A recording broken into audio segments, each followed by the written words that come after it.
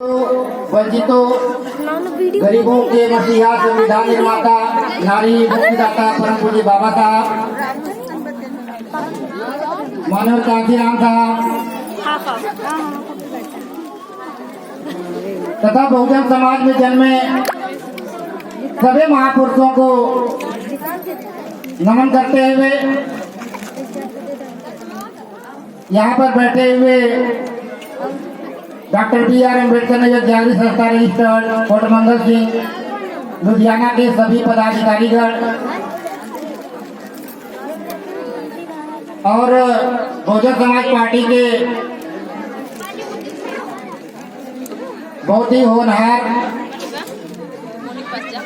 कर्मठ कार्यकर्ता और नेता डॉक्टर रामनारायण जी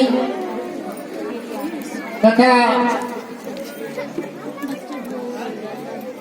बिजली विभाग से इंजीनियर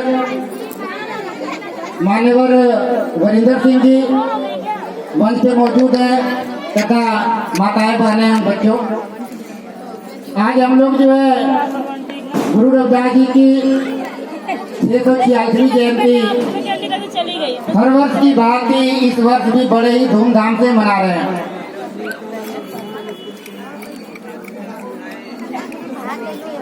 साथियों, गुरु रविदास जी को हम गुरु क्यों कहते हैं? गुरु का मतलब क्या होता है? गु का मतलब होता है अंधकार और रू का मतलब होता है प्रकाश, यानी जो हमें अंधकार से प्रकाश की तरफ ले जाए उसको हम गुरु कहते हैं। बच्चे जो है स्कूल में पढ़ते हैं, वहाँ भी पढ़ाने के लिए गुरु होते हैं।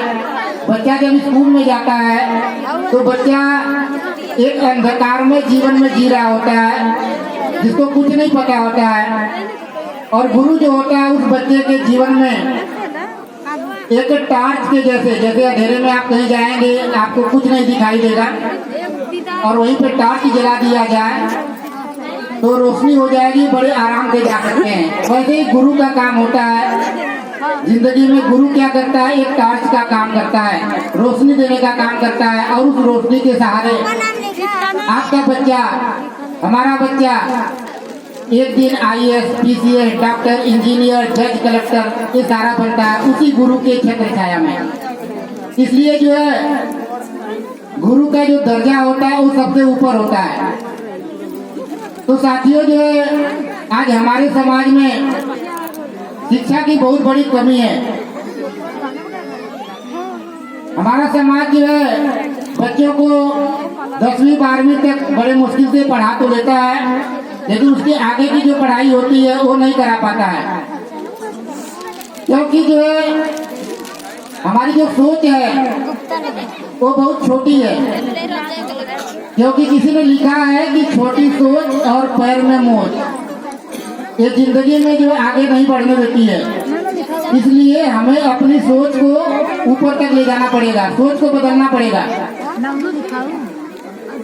हमारे समाज में लोग जो दारू पी लेंगे, नशा कर लेंगे, लेकिन बच्चों को पढ़ाने की बात आएगी तो वहाँ पर कहेंगे पैसे नहीं है। साथियों, जिस पैसे से आप घर में नशा का सामान लाते हैं, दारू लाते हैं, कोई नशा का सामान लाते हैं, कम से कम 100 रुपए एक व्यक्ति पे खर्च होता है। अगर उसी 100 रुपए का आप जो है फल खरीद के लाइए, पूरा परिवार खुश रहेगा, बच्चे भी खुश रहेंगे, पत्नी भी खुश रहेंगी, पूरा परिवार खुश रहेगा।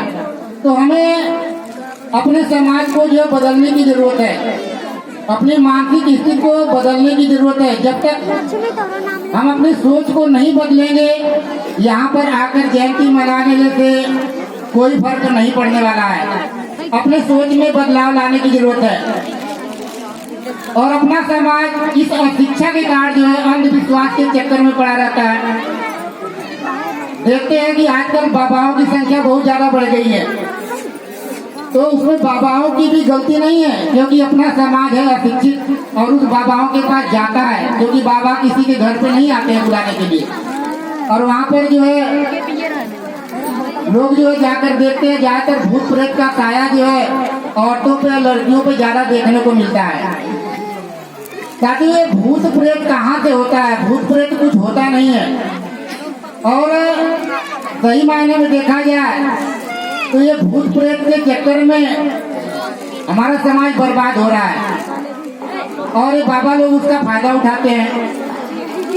भूत प्रेत कुछ नहीं होता है। अक्सर देखेंगे तो जिन घरों में परिवार बहुत बड़ा होता है, लोग काम नहीं कर पाते हैं, बर्तन नहीं धो पाएंगे, औरतें सोचेंगे परिवार बहुत बड़ा है, काम बहुत करना पड़ेगा, तो वो जो है भूत प्रेत का नौटंकी कर लेते हैं।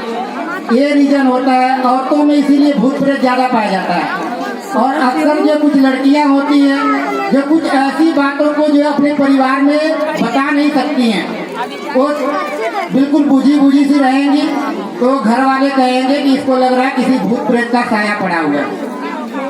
हकीकत में कोई भूत प्रेत नहीं होता है, बस काम के डर से या कोई ऐसी बीमारी हो जिसके बारे में वो अपने घर वालों को नहीं बता सकती हैं, जिसका फायदा ये ओझा सोखा और तांत्रिक करते हैं। साथियों, जो है पढ़ने के लिए इतने बड़े बड़े कॉलेज खोले गए हैं, आप अपने दिल पे सोच कर देखिए, दिमाग से सोच कर देखिए, क्या किसी तांत्रिक के लिए, किसी ओझा सोखा के लिए कोई विद्यालय खोला गया है जहाँ पे पढ़ाई होती है?